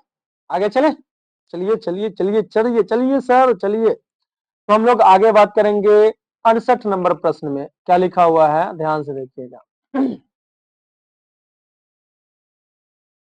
68 नंबर प्रश्न में लिखा हुआ है कि पौधे के उत्सर्जी पदार्थ क्या होता है? उत्सर्जी यानी अपशिष्ट पदार्थ, अभी तुरंत मैंने बताया था। टैनिन भी होता है, रेजिन भी होता है, गोंद भी होता है, यानी ऑप्शन नंबर सी डी हो जाएगा आपका सही जवाब, यानी इनमें से सभी। टैनिन, रेजिन, गोंद ये सब उत्सर्जी पदार्थ है, अपशिष्ट पदार्थ है, ठीक है। अपशिष्ट मैंने तुरंत थोड़ा देर पहले लिखा था। अगर समझ में आ रहा है कि नहीं आ रहा है? अच्छी बात है। समझ में आ नहीं रहा है सर, क्या करे? ऐसा करो, सर पकड़ को बैठ जाओ, खूब रो दिन भर, समझ में आ जाएगा। अब क्या बोल रहे हैं? अरे जब समझ में तुमको खुद आ रहा है कि क्या करेंगे तो समझ में आएगा, तो फिर काहे पूछते हो? समझ में नहीं आ रहा है तो क्या करे? पढ़ना ही पड़ेगा। लास्ट ऑप्शन है, ठीक है, अंतिम ऑप्शन है, पढ़ाई करना है, पढ़ाई करिए, खूब पढ़िए, सब हो जाएगा। समझ में आ रहा था तो भाई झिंगा लाला, बल्ले बल्ले, है ना। वो मगजमारी करने का कोई जरूरत नहीं है। समझ में आ रहा है तो समझ में आ रहा है। हमारा माइकवो कभी कभी रुक जाता है ना, बीच में धोखा दे देता है। वही वाला बात हो जाता है कि चलने का साथ, चलने का वादा करके साथ चलते पड़े, लेकिन कुछ रास्ते में बदल गए, कुछ रास्ता ही बदल गए। वही वाला बात हो जाता है, कभी कभी, कभी कभी ऐसा होता है। अक्सर इस दुनिया में अनजाने मिलते हैं, अनजानी राहों में मिलके खो जाते हैं। चलिए देखिए, बड़ा अच्छा एक कोई मैम है, बहुत अच्छा बोलती है। वो क्या बोल रही थी? हर हाल में जिसे हंसने का हुनर था, वो रोने लगे हैं तो कुछ तो बात होगी। तो ध्यान रखिएगा, आप लोग नहीं रोइएगा। यहाँ पे लिखा हुआ स्मरण शक्ति, मतलब याद करने का, यही याद करने वाला तो मेन है। यही चीज तुम लोग का दिक्कत है, सबका दिक्कत होता है, हम लोग का भी। स्मरण शक्ति का मुख्य केंद्र क्या हो जाएगा भाई? सेरिब्रम हो जाएगा। बस देखो, आंख बंद करके टिक मार दो। कैसे आंख बंद करके कैसे टिक मारेंगे? ऑप्शन नंबर डी आपका सही जवाब हो जाएगा, सेरिब्रम, ठीक है। इसके बारे में बताया जाएगा आपको आपके चैप्टर में। चलिए ऑप्शन नंबर तक खत्म हो गया आपका। देखिए 70 नंबर क्वेश्चन में क्या लिखा हुआ है, ठीक है। यहाँ पे मैं बोल दूंगा तो समझ में आ जाएगा कि जड़ का अधोगामी, अधोगामी मतलब नीचे की तरफ जो वृद्धि कहलाता है वो क्या कहलाता है? जैसे एक पेड़ बनाते हैं, ठीक है। यो पेड़ बन गया, अच्छा बन रहा है, अच्छा तो बन ही गया है ऐसे। अब ये जो जड़ है, ठीक है, ये जो जड़ है मान लीजिए ये क्या जा रहा है? नीचे जा रहा है।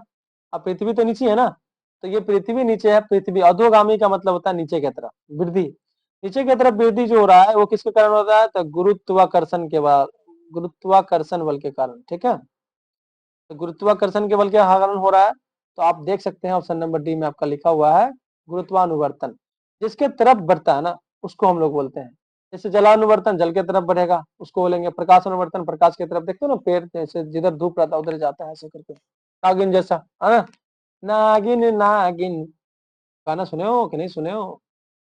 तो देखिए, तो ऑप्शन नंबर डी आपका इसमें सही जवाब था। अब देखेंगे आगे। ओ माय गॉड, एस्ट्रोजन, हाँ हाँ हाँ, एस्ट्रोजन आ गया।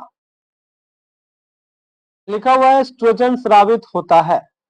एस्ट्रोजन जो स्रावित होता है वो कहां से होता है वो समझना है, ठीक है। ठीक है ठीक है ठीक है, ये अंडाशय द्वारा होता है बाबूरे। ऑप्शन नंबर सी आपका सही जवाब है। ये किसके द्वारा होता है? अंडाशय द्वारा होता है। चलो मैं एक इसका ना पिक्चर बना के दिखाता हूँ। नागिन नागिन नागिन नागिन नागिन, ये पिक्चर में बना रहा हूँ ना, ये है आपका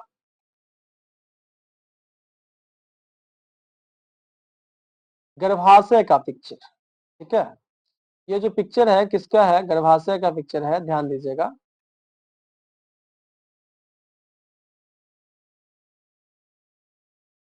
मेरे किस्मत के हर एक पन्नों पे मेरे जीते जी बाद मरने के, मेरे हर एक पल हर एक लम्हों पे तू लिख दे मेरा उसे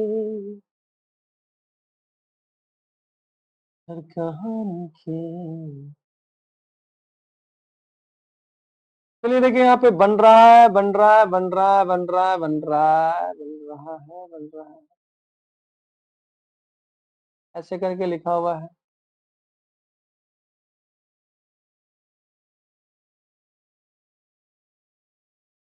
इसमें ना हाथ जैसा बन जाता है, ठीक है।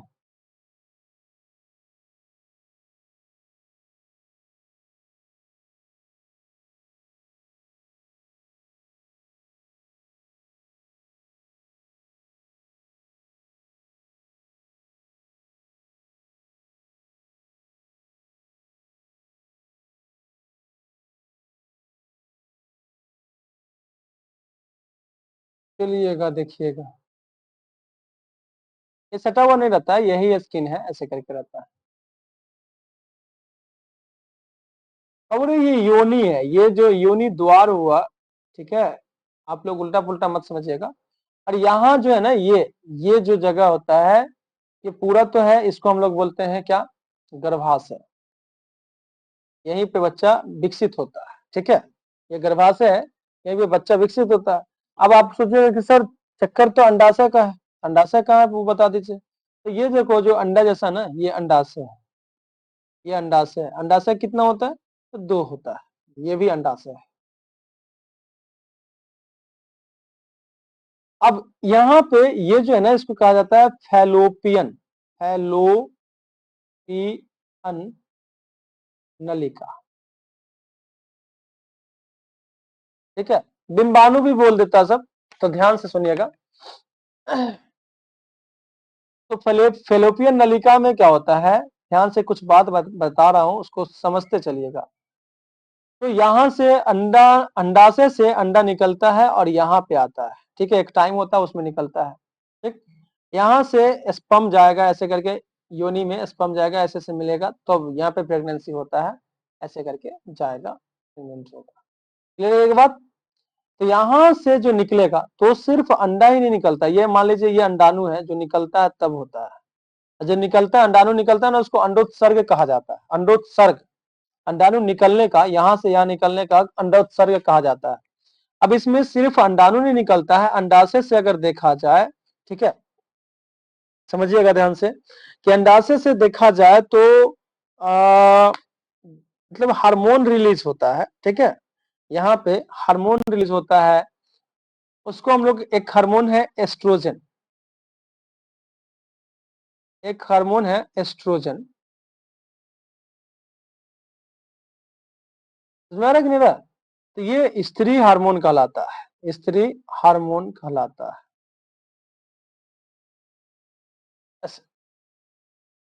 और ये कहाँ से रिलीज होता है भाई, अंडाशय से होता है। तो ये चीज आपको बता दिया गया, ठीक है। स्त्री हार्मोन और भी होते हैं, ठीक है, कोई दिक्कत। आपको जो पूछा गया है उससे हम लोग बात कर लिए हैं, आपको बता दिया गया। मैंने एक बात और बता देना है, ठीक है, ध्यान से सुनना, कि यहाँ जो परत होता है, ठीक है, समझिए, ये जो परत होता है ना, अमाशय का, मैं से बोल रहा हूँ, सॉरी, गर्भाशय का, वो 3 परतों में होता है।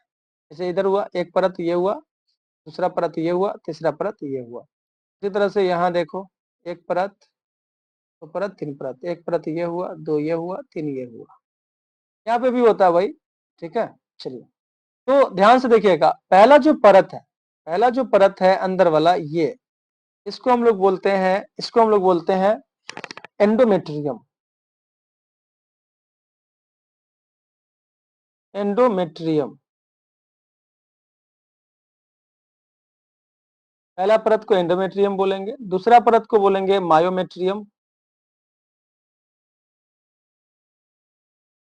मायोमेट्रियम, और तीसरा को बोलेंगे पेरीमेट्रियम।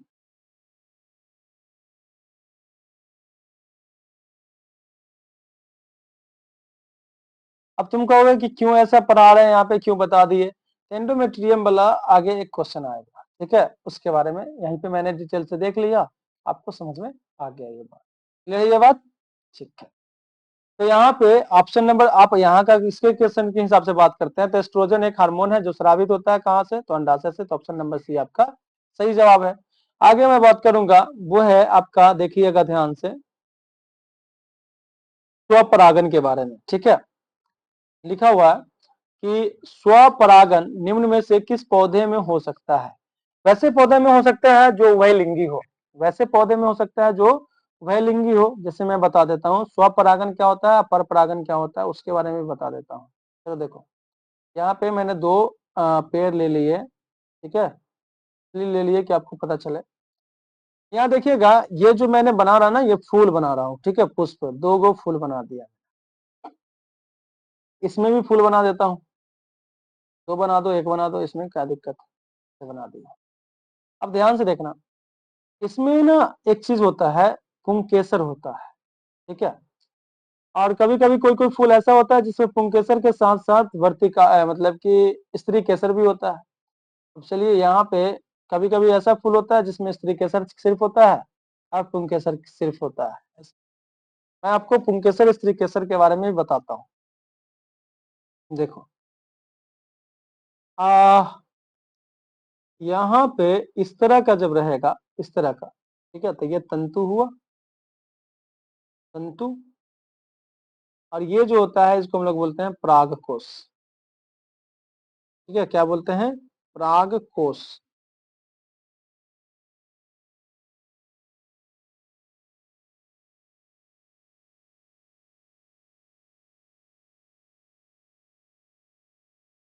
परागकोश है, परागकोश के अंदर में होता है, उसको बोलते हैं हम लोग परागकण। परागकण पाउडर जैसा होता है, पीला कलर का, पाउडर जैसा होता है, पीला कलर का, ठीक है। अब यही है पुंकेसर, ये जो है ये क्या है? पुंकेसर है। पुंकेसर को पुरुष यानी नर जनन अंग कहा जाता है। क्या कहा जाता है? नर जनन अंग कहा जाता है पुंकेसर। प से पुंकेसर, प से पुरुष। ये बात समझ में आ गया? यहाँ पे मैं बात कर लेता हूँ स्त्री केसर का, ठीक है, यहाँ पे मैं बात कर लेता हूँ स्त्री केसर का।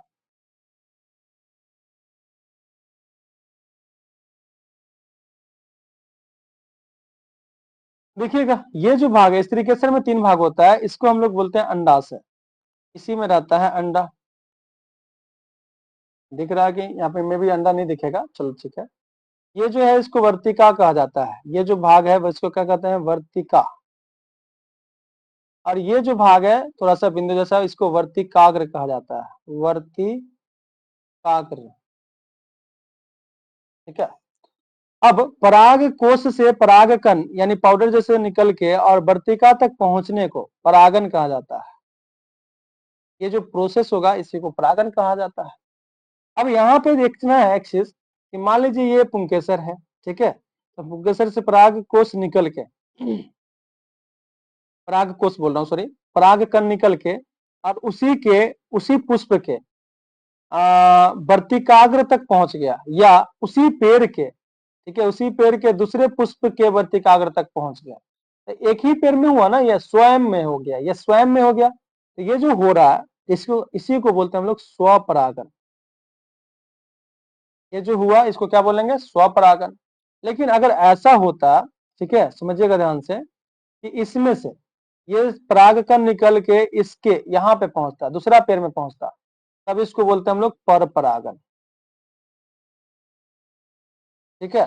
अब बताइए, स्वपरागन होने के लिए, स्वपरागन होने के लिए पौधे को कैसा होना चाहिए? तो द्विलिंगी यानी उभयलिंगी होना चाहिए, यानी दोनों मादा जनन अंग भी इसमें रहना चाहिए और आपका नर जनन अंग भी इसमें रहना चाहिए, तभी होगा। ये बात आपको समझ में आ गया होगा अच्छे तरीके से। तो आप समझ सकते हैं कि ऑप्शन नंबर बी आपका सही जवाब होगा, उभयलिंगी। ऑप्शन नंबर बी आपका सही जवाब होगा, उभयलिंगी। क्लियर है ये बात? चलिए आगे बात करता हूं 73 नंबर प्रश्न में, ठीक है। यहाँ पे आ गया जो मैंने पहले समझाया था,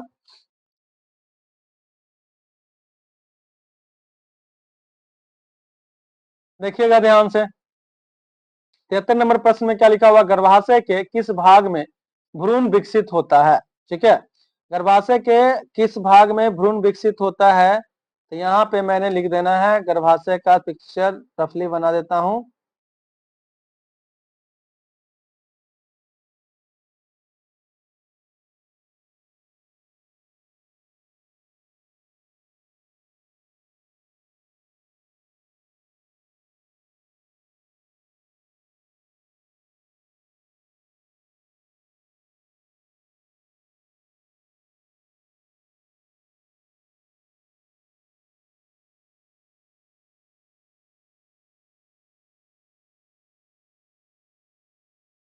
अभी थोड़ा देर पहले बनाया था, इसलिए रफली बना रहा हूँ, ध्यान से सुनना।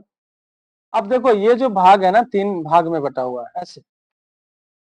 सबसे अंदर वाले भाग को मैंने क्या बोला था, इसको इंडोमेट्रियम बोला था। ठीक है, इसको क्या बोला था, एंडोमेट्रियम, एंडोमेट्रियम। उसके बाद दूसरे वाला भाग को बोले थे मायोमेट्रियम। उसके बाद था, इसको हम लोग पेरीमेट्रियम बोलते हैं। ठीक है, क्या बोलते हैं, पेरीमेट्रियम। तो भ्रूण जो विकसित होता है, भ्रूण जो विकसित होता है यहाँ पे होता है। भ्रूण जो है यहाँ से आएगा, ऐसे ऐसे करके आएगा और यहाँ पे इंस्टॉल हो जाता है। तो भ्रूण विकसित होता है किसमें होता है, तो एंडोमेट्रियम में होता है। तो ऑप्शन नंबर आप देख सकते हैं, ऑप्शन नंबर ए आपका सही जवाब है। क्लियर हो गया, चलिए अच्छी बात है। आगे बात करते हैं 74 नंबर प्रश्न में। ठीक है, 74 नंबर प्रश्न में बात करेंगे, समझिएगा। निम्नलिखित में कौन सा भाग केवल पुरुष जनन अंग में पाया जाता है। भाई देख लो, लेबिया माइनोरा, परिपक्व पुटक, फेलोपियन नलिका, शुक्रवाहिका। अगर यहाँ पे देखेंगे तो फेलोपियन नलिका जो है वो महिला में पाया जाता है, लेबिया माइनोरा महिला में पाया जाता है, परिपक्व पुटक दोनों में। शुक्रवाहिका जो होता है वो सिर्फ और सिर्फ पाया जाता है किसमें, तो पुरुष में ही पाया जाता है। ठीक है, शुक्रवाहिका जो है किसमें पाया जाता है, सिर्फ और सिर्फ पुरुष में ही पाया जाता है, इस बात का ध्यान रखिएगा।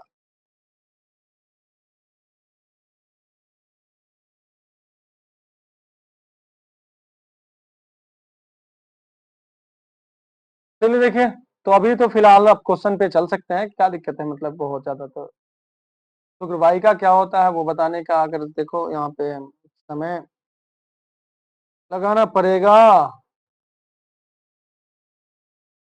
चलो बता ही देता हूँ, ध्यान से देखिएगा।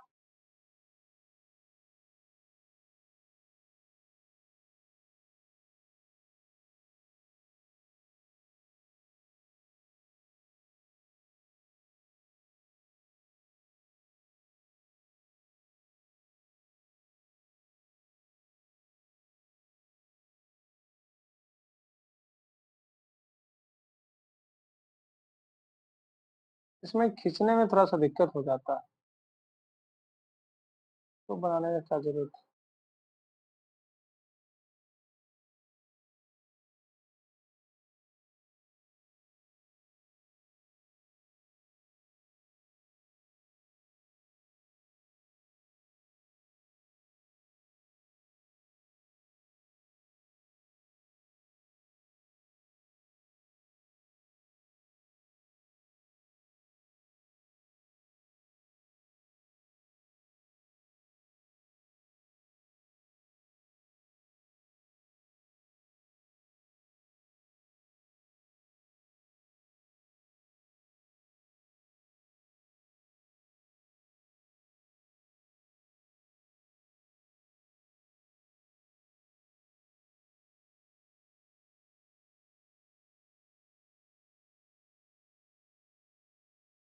यहाँ से छोटा छोटा भाग जो होता है, ठीक है, ये जो छोटा सा भाग होता है इसको हम लोग बोलते हैं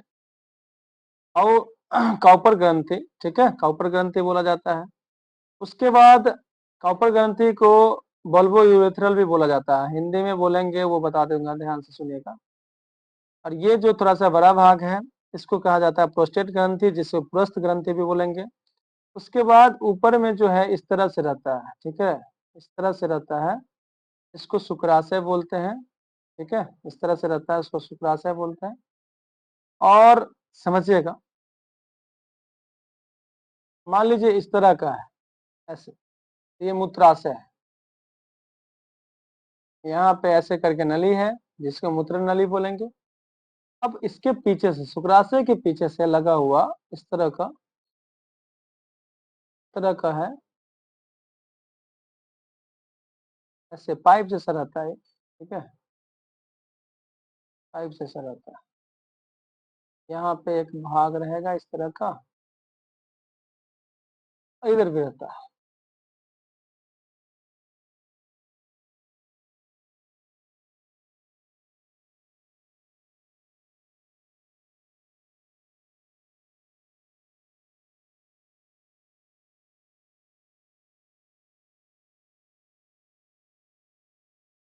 समझिएगा।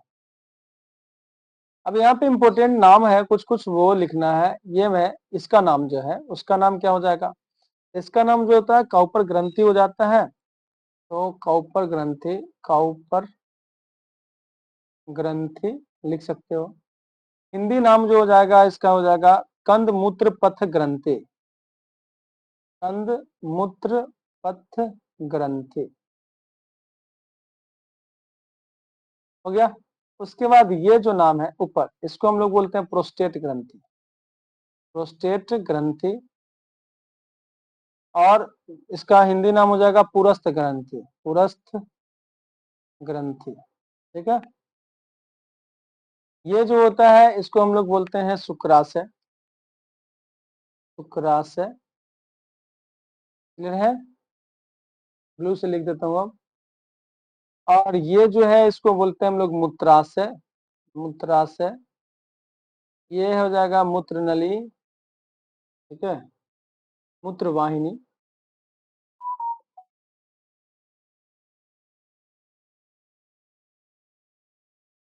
मूत्र वाहिनी। अब यहाँ जो है इसको कहा जाता है मूत्र वाहिका,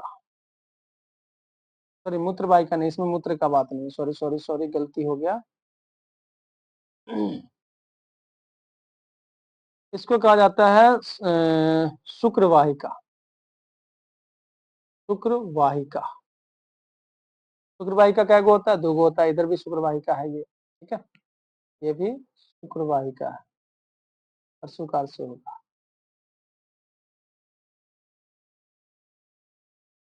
ये जो है ना इसको हम लोग कहते हैं वृष्ण। वृष्ण कितना होता है भाई, दो गो होता है, ठीक है। इसको हम लोग बोलते हैं पूरा को शिश्न बोलते हैं। ये शिश्न मुंड हो जाएगा, आगे का जो भाग होता है उसको शिश्न मुंड बोलते हैं, शिश्न मुंड। यहाँ बीच में जो है जिससे पेशाब निकलेगा उसको बोलेंगे मूत्र मार्ग, ठीक है। बात समझ में आ गया। ये सब चीज बोला जाता है, आपको मेन तो ये समझना था शुक्र वाहिका कौन है। तो शुक्र वाहिका आपको समझ में आ गया कौन है, तो ऑप्शन नंबर डी आपका सही जवाब है, शुक्र वाहिका ही होता है जो नर में होता है, ठीक है। क्लियर हो गया ये बात। आगे चलते हैं। 75 नंबर प्रश्न में क्या लिखा हुआ है कि अनुवांशिकता का पिता कौन है। अनुवांशिकता का पिता जो है वो कौन है वो देखिएगा। तो इसको ग्रेगर जॉन मेंडल को कहा जाता है अनुवांशिकता का पिता, ऑप्शन नंबर बी। और इन्होंने जब अनुवांशिकता का पता लगाया था तो मटर के पौधे का, मटर के पौधे का, पौधे को प्रयोग में लाया था, ठीक है। कोई दिक्कत, ये क्वेश्चन भी आ जाता है इसलिए मैंने यहाँ पे ये बात का जिक्र कर लिया। चलिए आगे बात करेंगे 76 नंबर प्रश्न की भाई, ये ना एक ईसाई मठ मठ में पादरी थे।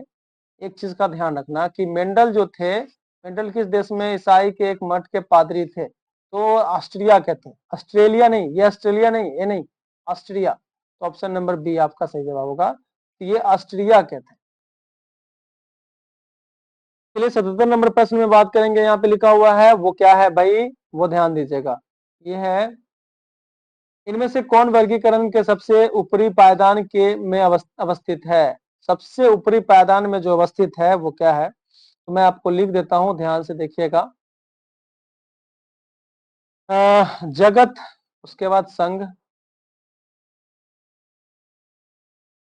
जगत, फिर संघ हो जाएगा, फिर वर्ग हो जाएगा, गण हो जाएगा, कुल हो जाएगा, वंश हो जाएगा और जाति हो जाएगा। ठीक है, तो यहाँ पे याद करने के लिए लिखता हूं मैं वे जावे कालू, कालू चरण ना, काले चरण, जावे कालू गन बैग, संग मतलब साथ, संग मतलब साथ जा। अब बताओ ध्यान से कि जगत जो है सबसे ऊपरी पैदान पे है, जगत जो है सबसे ऊपरी पैदान पे है, ऐसे करके जाते रहता है।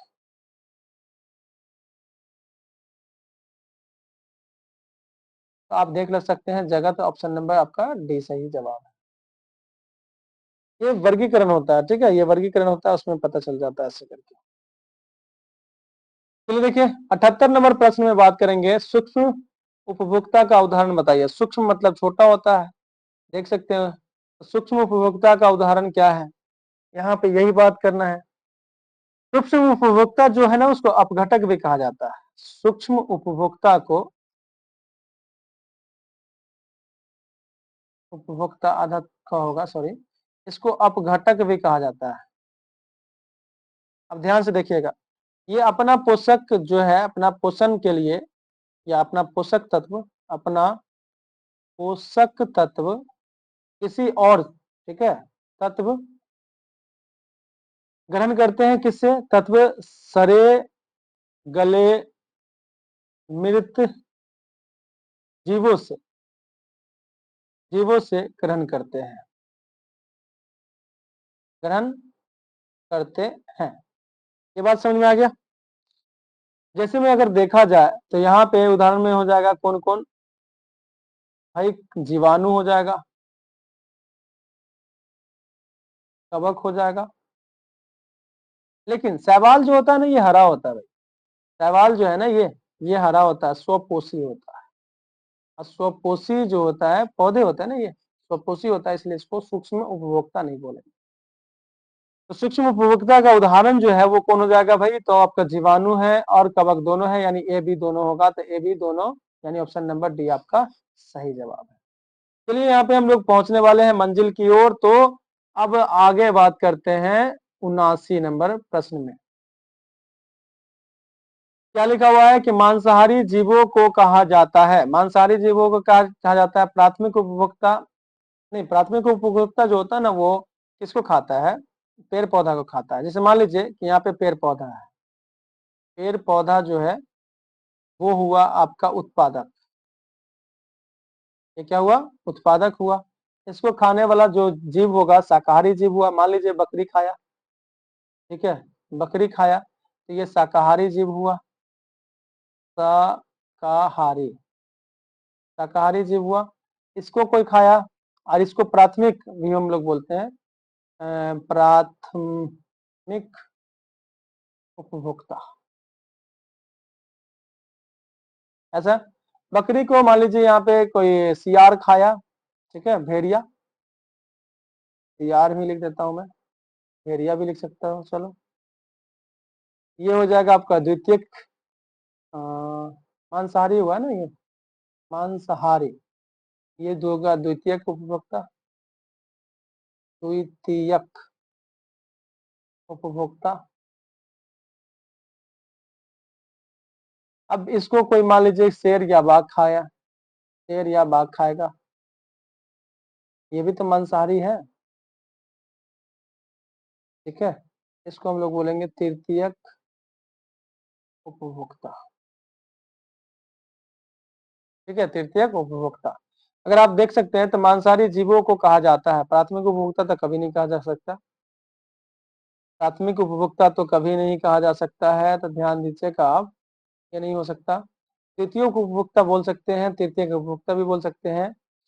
तो यहाँ पे थोड़ा सा मेरे को ना ऑप्शन में डाउट लग रहा है, ए बी और दोनों नहीं बोल सकते हैं, है ना, इनको बी और सी बोलना चाहिए था, ऑप्शन नंबर डी होगा, बट यहाँ पे एक चीज बोलना चाहिए, ये नहीं लिख के यहाँ पे लिखना चाहिए बी और सी दोनों, ये बी लिखना चाहिए और ये सी लिखना चाहिए, ठीक है, समझ में आया कि नहीं आया? क्लियर है? चलिए लास्ट प्रश्न में हम लोग चलते हैं। लास्ट प्रश्न में चलते हैं। लिखा हुआ है, बस इसमें तो देखना है, टिक मारना है, और कुछ बात नहीं है। लिखा हुआ है खाद्य श्रृंखला के प्रत्येक कोशीय स्तर पर कुल ऊर्जा का कितना प्रतिशत अगले कोशीय स्तर को स्थानांतरित होगा? भाई 10% होता है। ऑप्शन नंबर सी आपका सही जवाब है। यहाँ पे प्रश्न आपका 40 से लेकर 80 तक कंप्लीट हो गया, यानी 41 से लेकर 80 तक कंप्लीट हो गया है। आई होप आप लोग को समझ में आया होगा। अच्छे तरीके से पूरा वीडियो देखिए, तैयारी अच्छा कीजिए और गर्दा उड़ा दीजिए, गर्दा गर्दा धुआं धुआं कर दीजिए। चलिए bye bye, take care, see you.